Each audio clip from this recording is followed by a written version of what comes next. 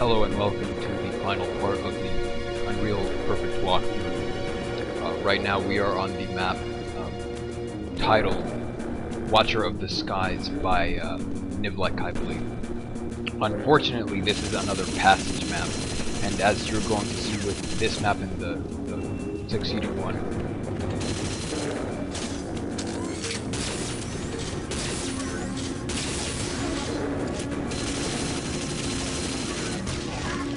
there is very little detail, and they appear very rushed, especially to the keen eye. You can see that there is not only very little detail, but very little content. As in, there are not many rushes, there are not many placements of anything, and there are not many sequences throughout the map, throughout either map. And that's just more evidence to show you that Pali was sort of a rushed game. So before we say anything else, I'd like to point out a few tips for these titans that you're going to have to fight, because you have to kill both of them, I believe, or at least the one in the back to open the little plugged hole that leads to the next map. So the easiest way to defeat these guys, because again, you know, they're stone titans, I believe, so you're going to have a little bit more health, is simply to hug the rocks, rushes, and basically kite or lure those titans towards you. Peek around the rocks, just like I'm doing there. This map should really only take you 10 to 15 minutes at most, and that's simply defeating the titans. I believe there are some supplies, shield belts, and health around here that you can use.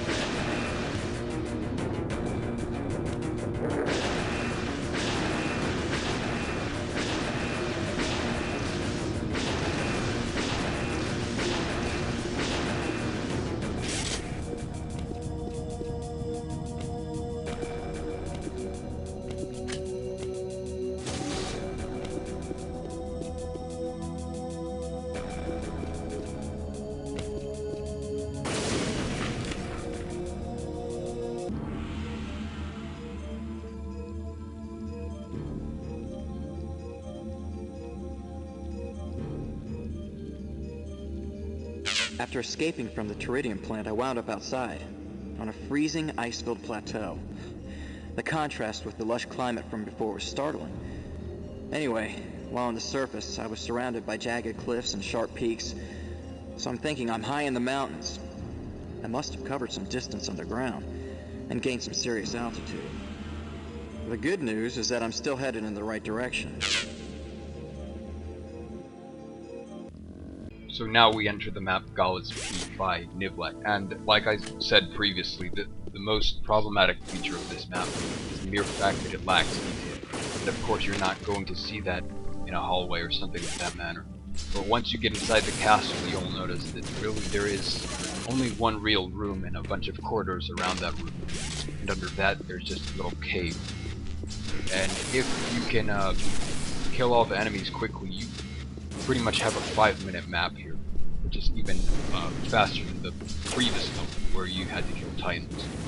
So before we get into anything of that sort of nature, I'd like to point out the atmosphere, which is actually very well defined in this map. The music is actually very fitting, especially in comparison to Boundary and Bounds of Boundary, where you had a sort of a light tone to the music.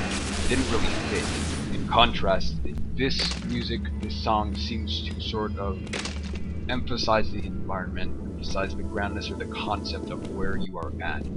As for environment, I mean, there's not much to say other than the fact that you can clearly see what your environment is supposed to be, and you know certainly where you're at. You're in the mountains, and you're treading this giant bridge of this castle in the middle of what seems to be an abyss. Now, when understanding atmosphere, you have to understand that when you simplify to the bare bones of it, it's basically simply where you are at. As in, if I make a map that's supposed to be in the middle of the ocean, suppose that, and I just make sort of a cubic area with water, and then puts it in the middle, and this is just being facetious. Well, I don't think the player is actually going to realize that that's an ocean. They're just going to see a cube wherein there are a few floating platforms and water. If you want to make something, make it to the fullest extent, which means don't try to circumvent the concept of what you're making. For instance, Bluff Eversmoke, where just a 256 unit high bridge, wood bridge, to this small castle, and there was no water. The elevation wasn't that great, and it was just this simple map with very little detail on it. That's sort of the minimalist approach, which is never necessary to mapping, and it obviously sucks out all the potential and just leaves this bare bones sort of map that nobody really appreciates. Of course, Bluff Eversmoke was not at all that. It was, thousands of units high, and there was a giant complex where the Scar, embedded themselves, and what is basically a fortress on this bluff called Bluff Eversmoke. Of course, everybody remembers that. So this is a memorable map in the sense, I think, that both the music and the environment will work well to sort of convey this image to the player of, well, groundedness. This actually leads me to conceptual groundedness, because obviously, in terms of visual awe, if you look at this map, you sort of picture it in your head, that picture is sort of going to stay there, and you're going to understand the concept of it already. And of course, it has the extremity of the environment, which is basically to make everything glossy, make this very impacting image in the player's head. But as for innovation, I can't say that there is much of that. And the reason why is because it's almost sort of a duplication of Bluff Eversmoke without any detail. I mean, just consider that this is basically a map with a bridge and a castle. That's it. There's nothing much in the castle either, and you don't see much uniqueness anywhere. That's the part of conceptual randomness that sort of takes a little bit away from it. That's why it's sort of problematic to rate this a perfect rating in terms of conceptual grandness, because yes, it is grand, but it's just not enough, and that sort of interconnects with visual impact, visual detail, etc., etc., and that's where it's lacking. But it's again not so much that so much as it seems to be the plainness of the map. So for visual impact, the detail is not effective, at least not to the extent that it should be. Now, sure, you could make a few extra brushes and decorations here and there, but that's obviously not enough. Players want more than just corridors and a large room in the middle. Architecture is sort of simple, though again not too simple. I mean, the mapper doesn't just leave a sort of cube there and just walk away, if you will. He does add some structure to the inside and the outside of the castle, but unfortunately that's pretty much it. So while there is an acceptable sort of structure of architecture, there isn't enough of it, and thus the visual impact is highly reduced, I think. Nobody remembers the inside of the castle, they remember the outside, and just the image of that bridge connecting to the castle. Unfortunately, gameplay isn't that great. I mean, you have a bunch of giant spiders inside, and a bunch of mercenaries outside placed in certain areas. The only reason why the combat intensity would not receive a lower rating is because of the slipperiness of the outside bridge, the ice and whatnot. Sort of gives a more challenging touch to what you're doing. But other than that, there isn't much creativity in the gameplay. You don't really see anything unique in monster placement or anything of that matter. Again, you're sort of seeing here how much the map was rushed. Now as for gameplay plus, it's really obvious where you need to go, perhaps with the exception of the little underground cave where you have to activate the teleport. Other than that, it's not that hard. So maybe the novice player will not notice the little slope going down towards that cave, but obviously with the exception of that, it's fine. And that does not so much have to do with the map potential and making it very flowing, but it's simply that this map is really simple. Now for storyline implementation, obviously there's really nothing. What the player does understand is that he is basically in the mountains coming from this foundry, and he's simply looking for the way out, to the next map. All in all, I'd have to say that while this map does have the concept of its own, it has some personality, it doesn't have enough. And again, that's probably because it was rushed. If this map had a lot more time, I'm fairly certain that it would equate with the greatness of Bluff Eversmoke or something of that manner. Unfortunately, that is not the case. So when actually rating this map, I gave Atmosphere a 5, except for grandness 4. The reason being is because, yes, it did have grandness, but the concept wasn't conveyed enough. It wasn't impactful enough, and that has a lot to do with the map being rushed again. You have the visual law, but you don't have the innovation, you don't have the creativity to sort of make the finishing touch. Visual impact, I gave a 2, because obviously you can't get around visual impact without having detail, without having something eye-catching, and the architecture, of course, is rather simple. Gameplay, I gave a 2, because, again, it's not very creative gameplay. It's basically basic monster placement, period.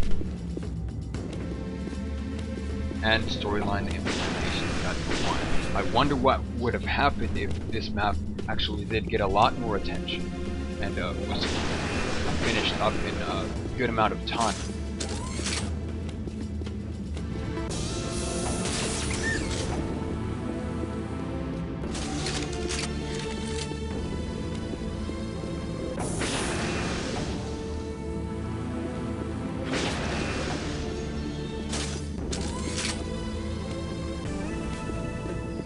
Now I think that this next map, which is titled Escape from Pali, is a bit controversial. This was also created by Nivlek. Now the reason it's controversial is because this map attempts to sort of replicate the original Nali Castle in the original Unreal.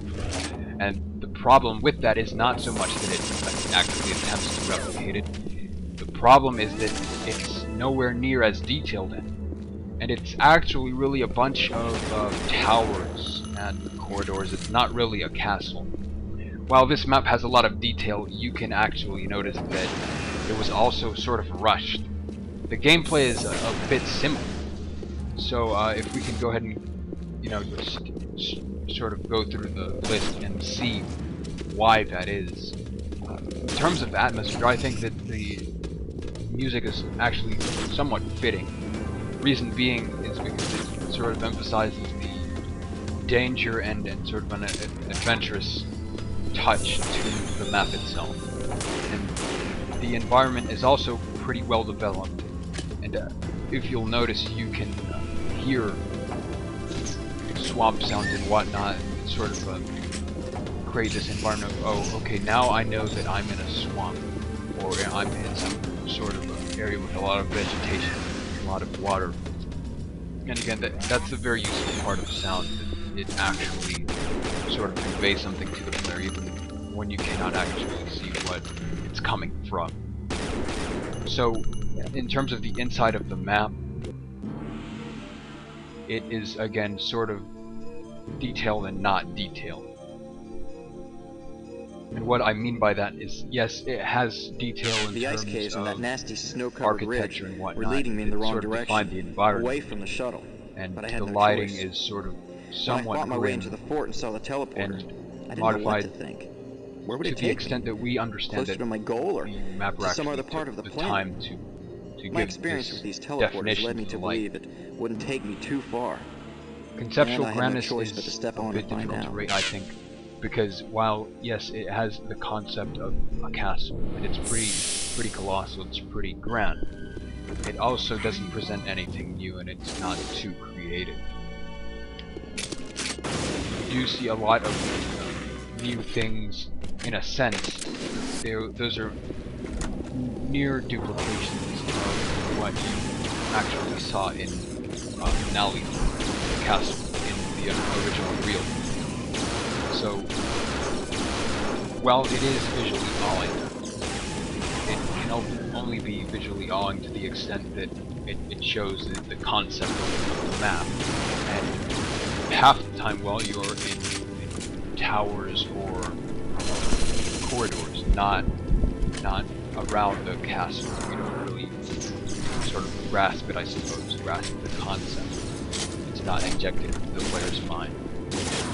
Visual impact is rather easy to rate, I think, because you can understand that, yes, there is detail here, and the mapper certainly did not rush this to an extent, but I think it is noticeable that it is also rushed because while, for instance, Nali Castle was this giant house, it sort of had a medieval feel to it on the inside. This castle is just a bunch of towers, more like a fortress, or a small fortress at that. It doesn't really present anything in terms of detail except the architecture. Now, the architecture itself is I think, well developed because it does have that sort of medieval taste to it, where you see things like arcs and the towers themselves structured with wood and stone and whatnot. Basically a sort of medieval style appearance. Though again, it's not too complex, it's rather simple. Now the gameplay is a little odd because again doesn't present anything new, it's just a bunch of scar and crawl, and really the highlight obviously is the warlord. That's really the only thing that's actually interesting in the gameplay. The other monsters are sort of simply to slow down the player so the player really can sort of enjoy the environment of the map. But that's it. It's not fun gameplay, it's just, you know, monsters.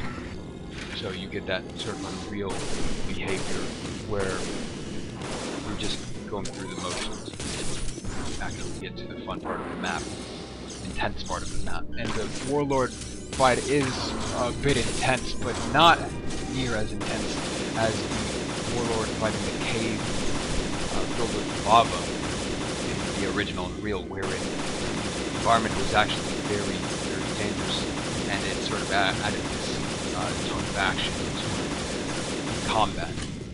Here it's very easy to manipulate the environment in your favor to sort of, you know, avoid the warlord and use your long-ranged weapon to take it down. Gameplay flux is pretty well developed because while you don't know exactly where to go, it's not too difficult to get there, and it doesn't really take the player, unless it's a very new player, very long to find where the buttons are to where to go. So for storyline implementation, obviously it's very low. But the good thing is that there is actually something here, you know, translator events that actually say something. While it may not be a lot. It's certainly a relief that there is something in comparison to, for example, Bouncing Foundry or Gala's Peak, where there was essentially nothing. And the settings obviously conveyed very well. The player is at the end, period. The player is Nali Castle. He knows where the ship is. He has to, kill the warlord, activate the lever, and there you go. That's it.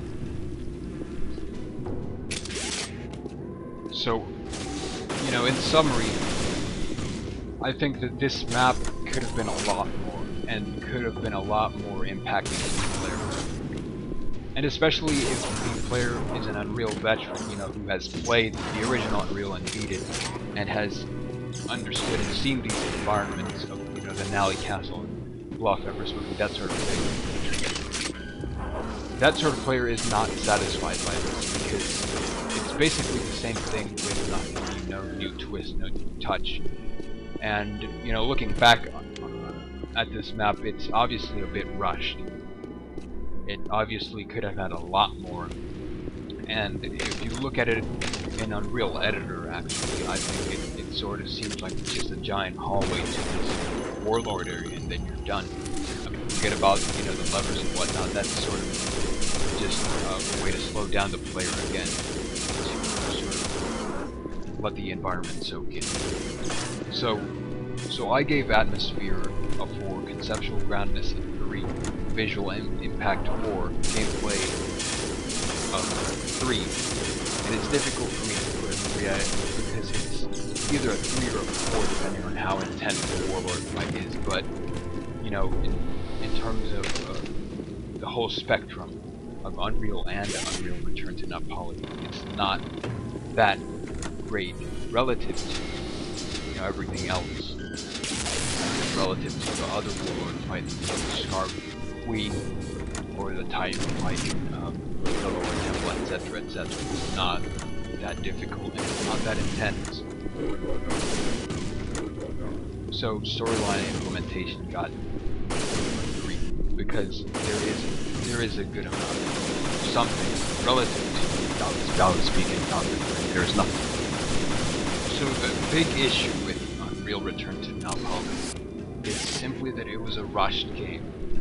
I think that especially if you're a real veteran of Unreal, you sort of finish this, and in retrospect I actually recall that once I finished this for the first time, back 10, 13 years ago, I sort of felt like it wasn't enough, like there should be something more than that. I mean, I was thinking, is that it?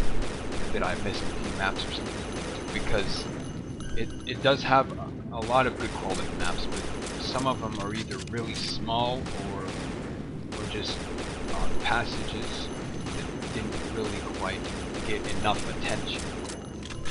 I think if they had put a bit more time into this, it would have been very useful in the long run.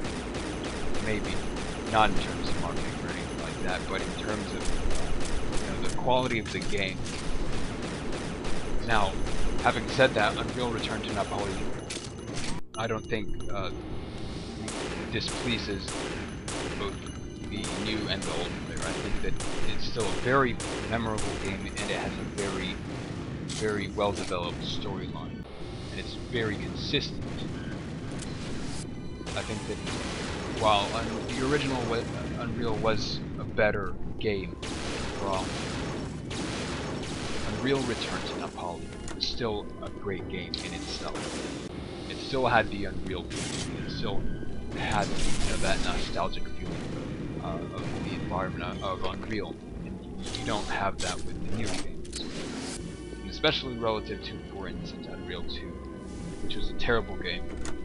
Unreal Return to Pali was just a great game, period.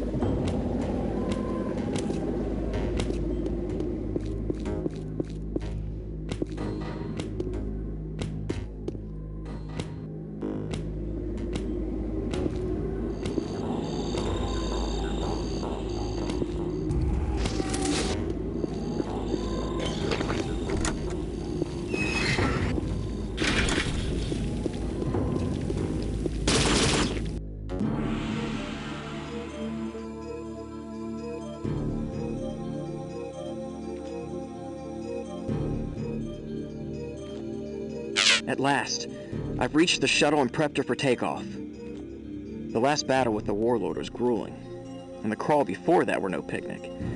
I barely made it to the ship. And after all that, I still have to deal with the Bodega Bay in orbit. A shuttle against a UMS Freeman-class cruiser. What a joke. The odds aren't good. But my shuttle has a translite drive. If I'm very, very lucky, I can find some way to outsmart or outfly the Bodega Bay. They sure as hell won't be expecting me. What's the alternative? Stay on the planet? I'll take my chances in space.